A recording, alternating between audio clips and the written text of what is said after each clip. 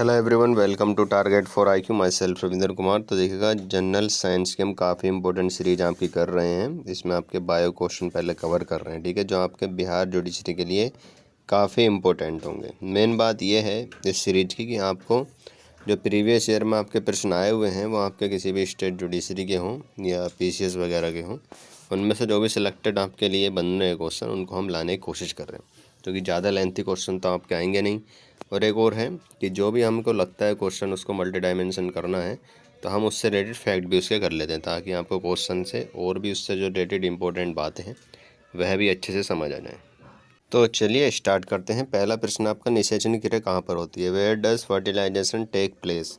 तो जो फर्टिलाइजेशन होता है ह्यूमन्स में वो कहाँ पर होता है? तो वो होता है इन द फैलोपियन ट्यूब्स, यानी कि अंडवाहिनी में, ठीक है।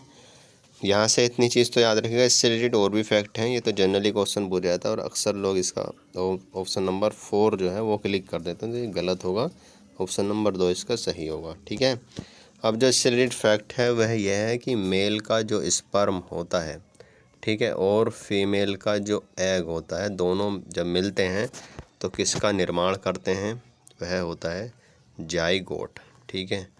जाइगोट का ये निर्माण करते हैं, आपको इतना याद रखना है, काफ़ी इम्पोर्टेंट है। चलिए नेक्स्ट क्वेश्चन देखते हैं। दूसरा, मानव में शरीर के निम्नलिखित भागों में से किस एक में शुक्राणु डिंब को निषेचित करता है?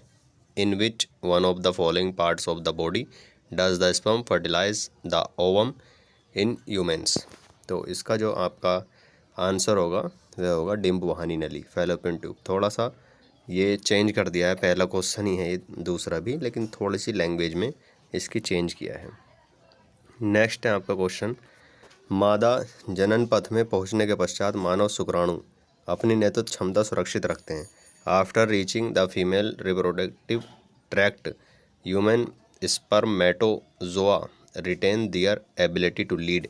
कहने का साफ साफ तात्पर्य यह है कि जब मादा जनन पथ जो होता है, जो आप कह सकते हैं फीमेल रिप्रोडक्टिव पार्ट जो होता है, उसमें मेल का जब स्पर्म जाता है तो वह कितने दिन तक या कितने समय तक सुरक्षित रहता है ताकि वो फर्टिलाइज हो सके वहाँ पर, ठीक है।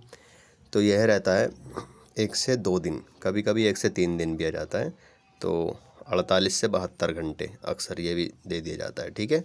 वैसे दिनों में यही दिया जाता है, 1 से 3 दिन के बीच में जो भी दे, 1 से 2 दिन इतना ही देता है, ठीक है। इसी तरीके से आया भी है प्रश्न। चलिए क्वेश्चन नंबर 4 करते हैं। तो यह है, मानव भ्रूण का हृदय कब स्पंदन करने लगता है? When does the heart of human embryo begin to beat? यहाँ से क्वेश्चन का जो आंसर है आपका 4th का वह होगा अपने परिवर्धन के 4th सप्ताह में, in its 4th week of development. देखिएगा, जो मानव भ्रूण बनता है भाई, जब फर्टिलाइजेशन हुआ तो सबसे पहले भ्रूण ही बनता है, एम्ब्रियो बनता है, ठीक है। एम्ब्रियो में भी सबसे पहले जो पार्ट किसी का बनना शुरू होता है हमारे बॉडी का, वो हार्ट ही होता है, हृदय ही होता है। ये भी यहाँ पे याद रखिएगा, ठीक है। और ये कब स्पंदन यानी कि ये बीट कब शुरू करना कर देता है? अपने परिवर्धन के आपके 4th वीक में, यानी कि इसका जो डेवलपमेंट होता है उसके 4th वीक में। इतना आपको याद रखना है, काफ़ी इम्पोर्टेंट है। नेक्स्ट क्वेश्चन है आपका, पर्णहरित में निम्नलिखित में से कौन सा तत्व पाया जाता है? Which of the following element is found in chlorophyll? देखिएगा, पर्णहरित हिंदी वालों को दोनों शब्दों पर ध्यान देना होता है, ठीक है। इंग्लिश वालों का तो काम चल जाता है, क्योंकि अभी तो आपको यहाँ पर पर्णहरित लिखा हुआ है, कभी कभी क्लोरोफिल ऐसे भी लिखा हुआ दे देता है, ठीक है। तो कहने का तात्पर्य है कि हिंदी वालों को थोड़ा बाइलिंगुअल भी होना ज़रूरी है, थोड़ा थोड़ा। अब इसमें जो है वो पूछ रहा है क्लोरोफिल में कौन सा तत्व पाया जाता है? तो क्लोरोफिल में आपका पाया जाता है मैग्नीशियम, ठीक है, मैग्नीशियम पाया जाता है।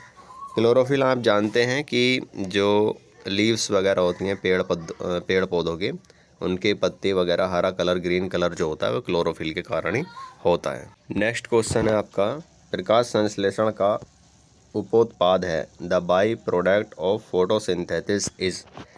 तो इसका जो आंसर होगा आपका वह होगा ऑक्सीजन। आपको पता है कि जो पेड़ पौधे हैं अपना भोजन बनाते हैं फोटोसिंथेसिस, प्रकाश संश्लेषण के द्वारा, और जब ये प्रक्रिया चलती है तो वे क्या करते हैं, कार्बन डाइऑक्साइड CO2 लेते हैं और O2 यानी कि ऑक्सीजन रिलीज़ करते हैं, ठीक है। तो यही पूछा गया है कि दी बाई प्रोडक्ट क्या होता है फोटोसिंथेसिस के दौरान? तो वह होता है ऑक्सीजन। काफ़ी इम्पोर्टेंट है, याद रखिएगा। क्वेश्चन नंबर नेक्स्ट पर आते हैं। तो नेक्स्ट क्वेश्चन है आपका, हरे पौधों में प्रकाश संश्लेषण प्रक्रिया में प्रयुक्त सौर ऊर्जा का रूपांतरण किस रूप में होता है? In what form is the conversion of solar energy used in photosynthesis process in green plants? जब फोटोसिंथेसिस होता है हरे पौधों में, तो जो सौर ऊर्जा होती है, सोलर एनर्जी होती है, तो उसका जो चेंज होता है, वह चेंज जो होती है वह किस रूप में होती है? तो इसका जो आपका आंसर सही होगा ऑप्शन नंबर ए, यानी कि रासायनिक ऊर्जा। ठीक है, रासायनिक ऊर्जा, केमिकल एनर्जी। नेक्स्ट क्वेश्चन की तरफ चलते हैं। तो नेक्स्ट प्रश्न आपका, प्रकाश संश्लेषण प्रक्रिया के लिए निम्नलिखित में से किसकी उपस्थिति आवश्यक नहीं है? The presence of which of the following is not necessary for the process of photosynthesis? यानी कि प्रकाश संश्लेषण जब होता है, उसके बूझा जा रहा है कि उस प्रक्रिया के दौरान किसकी उपस्थिति ज़रूरी नहीं है।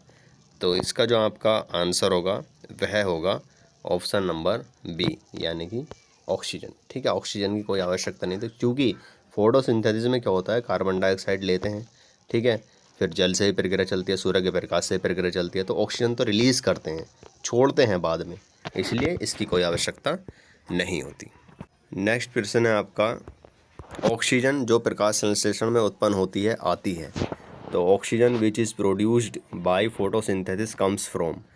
तो यही इसका सोर्स पूछा जा रहा है कि आखिरकार जो ऑक्सीजन मान लीजिए प्रकाश संश्लेषण फोटोसिंथेसिस के दौरान उत्पन्न तो हो गई, वो प्रोड्यूस तो हो गई, लेकिन वह आती कहाँ से है? तो इसका ऑप्शन होगा ए, यानी कि बाय वाटर, जल से आती है। ठीक है। नेक्स्ट जो प्रश्न है आपका, प्रश्न नंबर 10, यह है, प्रकाश के निम्नलिखित प्रकारों में से किनका पौधों द्वारा तीव्र अवशोषण होता है? Which of the following types of light area rapidly absorbed by plants? तो इसका जो आपका आंसर होगा वह होगा नीला और लाल, यानी कि option number B, blue and red. याद रखिएगा। नेक्स्ट प्रश्न की बात करते हैं हम। तो नेक्स्ट प्रश्न है, पृथ्वी पर अधिकांश ऑक्सीजन उत्पादित होती है। Most of the oxygen on earth is produced in? तो इसका जो सही आंसर होगा वह होगा ऑप्शन नंबर 2, यानी कि शैवालों से, फ्रॉम एल्गी। अब यहाँ से और भी क्वेश्चन बन जाता है। मान लीजिए आपको ये तो पता चल गया कि most of the oxygen on the earth produced by algae, लेकिन एल्गी भी कहाँ होते हैं ज़्यादा? ओशियन, समुद्र में होते हैं। ठीक है, यानी कि आपके ओशियन, समुद्र में होते हैं। तो इस प्रकार हम देखें इनडायरेक्टली, तो पृथ्वी जो सबसे ज़्यादा आप कह सकते हैं सोर्स हैं ऑक्सीजन के, तो वो कौन है? समुद्री हैं टॉप पर, फिर नदी हैं, फिर तालाब हैं। ठीक है, इस तरीके से याद रखिएगा, काफ़ी इंपॉर्टेंट है। फिर आपका प्रकाश संश्लेषण होता है, फोटोसिंथेसिस टेक्स प्लेस इन? अब ये बिहार पीसीएस में आया हुआ है डायरेक्टली, दिन में अथवा रात्रि में, इसका ऑप्शन दिया है, डे और नाइट, इतना आपको याद रखना है। फोटोसिंथेसिस का दिन में भी और रात्रि में भी, दोनों में होता है। आपसे पूछा जाता है प्रकाश संश्लेषण कृत्रिम प्रकाश में भी होता है? तो बिल्कुल होता है। फोटोसिंथेसिस जो आपका होता है वह आर्टिफिशियल लाइट में भी होता है, ये भी याद रखिएगा, काफ़ी इंपॉर्टेंट है। नेक्स्ट प्रश्न है आपका, पौधे व पेड़ का खाना तैयार करने की प्रक्रिया कहलाती है? The process of preparing food for plants and trees is called? जाहिर सी बात है आपकी फोटोसिंथेसिस ही होगी। ठीक है, फोटोसिंथेसिस होती है और इस दौरान ही क्या होता है, आपका ऑक्सीजन रिलीज होती है, कार्बन डाइऑक्साइड ये एब्जॉर्ब करते हैं। चलिए नेक्स्ट क्वेश्चन की बात करते हैं। वह क्रिया जिसके द्वारा पौधे अपना भोजन तैयार करते हैं कहलाती है? तो जाहिर सी बात है वह प्रकाश संश्लेषण होती है, फोटोसिंथेसिस होती है। नेक्स्ट क्वेश्चन है, प्रकाश संश्लेषण होता है, फोटोसिंथेसिस टेक्स प्लेस इन? जो प्रकाश संश्लेषण होता है वह कहाँ होता है? तब होता है क्लोरोप्लास्ट में। ठीक है, क्लोरोप्लास्ट में होता है, और क्लोरोप्लास्ट से ही याद रखेगा कि यहीं से क्लोरोफिल इसमें पाया जाता है। क्लोरोप्लास्ट में ही क्लोरोफिल पाया जाता है, जो आपका पेड़ पौधों की हरी पत्तियों के लिए रेस्पॉन्सिबल होता है, ग्रीन कलर के लिए उनके। नेक्स्ट है आपका, प्रकाश संश्लेषण हेतु सर्वाधिक क्रियाशील प्रकाश है? The most active light of photosynthesis is? यानी कि प्रकाश संश्लेषण के लिए सर्वाधिक क्रियाशील प्रकाश कौन सा है जिसमें तेज़ी से फोटोसिंथेसिस का आप कह सकते हैं एक्शन होता है? तो वह है आपका इसमें ऑप्शन नंबर बी, यानी कि वह है आपका रेड, ठीक है, लाल प्रकाश, रेड लाइट, इतना आप याद रखिएगा। क्वेश्चन नंबर नेक्स्ट देखते हैं। तो सही कथन का चुनाव करना है, सही कथन चुनना है इसमें, और स्पेशली याद रखिएगा इसमें, ये बहुत इंपॉर्टेंट बात है। और इसका ऑप्शन नंबर 2 सही होगा। वैसे लाल प्रकाश का तरंगदैर्घ्य, the wavelength of red light is more than that the violet light, यानी कि कभी कभी पूछा जाता है निम्नलिखित में से किसकी तरंगदैर्घ्य सबसे अधिक होती है। तो तरंगदैर्घ्य सबसे अधिक किसकी होती है, वेवलेंथ किसकी अधिक होती है, रेड लाइट, ठीक है, लाल प्रकाश की, बैंगनी प्रकाश से ज़्यादा होती है। यह आपको याद रखना है। नेक्स्ट है आपका कृत्रिम प्रकाश, आर्टिफिशियल लाइट। आर्टिफिशियल लाइट क्या करता है, ये बूझने की कोशिश की है। तो इसका जो ऑप्शन होगा सी सही होगा, ठीक है। कृत्रिम लाइट भी आपका प्रकाश संश्लेषण का कारण हो सकता है। कैन कोज फोटोसिंथेसिस, जैसा आपको बताया था कि कृत्रिम प्रकाश में भी प्रकाश संश्लेषण हो सकता है। Photosynthesis action can be done in artificial light, ये भी आपको याद रखना है, क्वेश्चन पूछा गया है, ठीक है। नेक्स्ट क्वेश्चन नंबर की बात करें तो यह है, निम्न में से कौन सा पौधों की जड़ों का कार्य नहीं है। Which of the following is not function of plants roots. तो आपको देखना है इसमें जो पूछा गया है कि पौधों की जड़ें कौन सा कार्य नहीं करती हैं, जो प्लांट्स की रूट्स होती हैं वो कौन सा वर्क है जो वो नहीं करती हैं।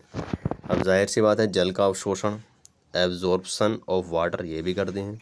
पोषक तत्वों का अवशोषण, एब्जॉर्प्शन ऑफ न्यूट्रिएंट्स, ये भी करते हैं।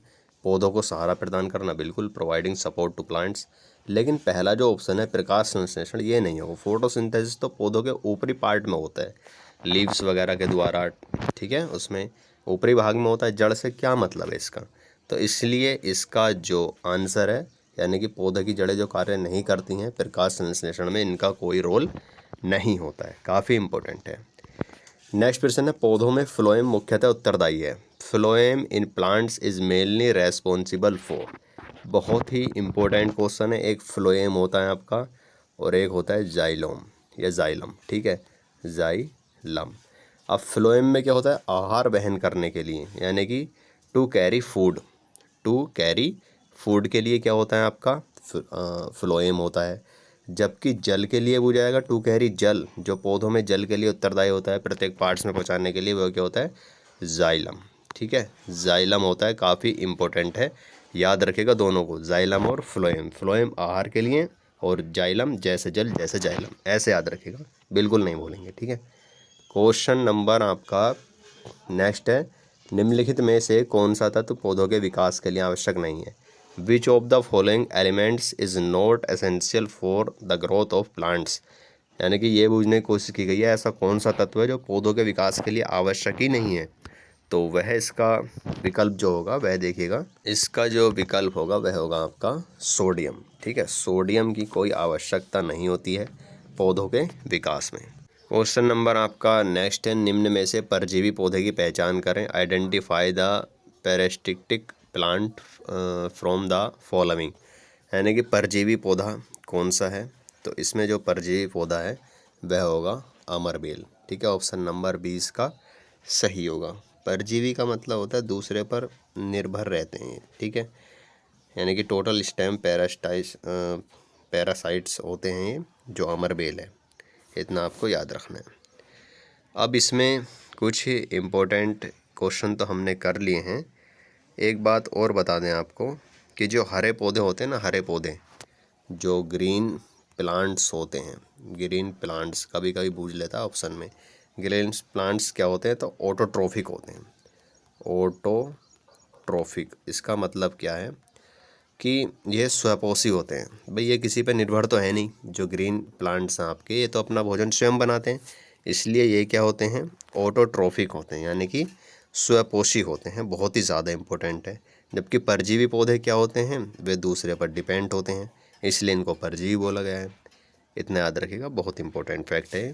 तो ये आपके इम्पोर्टेंट प्रश्न आज हमने कर लिए हैं, काफ़ी इम्पोर्टेंट हैं आपके बिहार जुडिशरी के लिए। एक बार फिर बोल रहे हैं कि जो भी फैक्ट आपको क्वेश्चन से रिलेटेड बताए जाते हैं तो उनको आप एक रफ लेकर और पेन लेकर ज़रूर बैठें, ताकि दोबारा वीडियो देखने की ज़रूरत ना हो। बिहार जुडिशरी में आपका वेटेज साइंस का है, लेकिन इतना हार्ड नहीं है, उसको इतना हार्ड नहीं लेना आपको, ठीक है।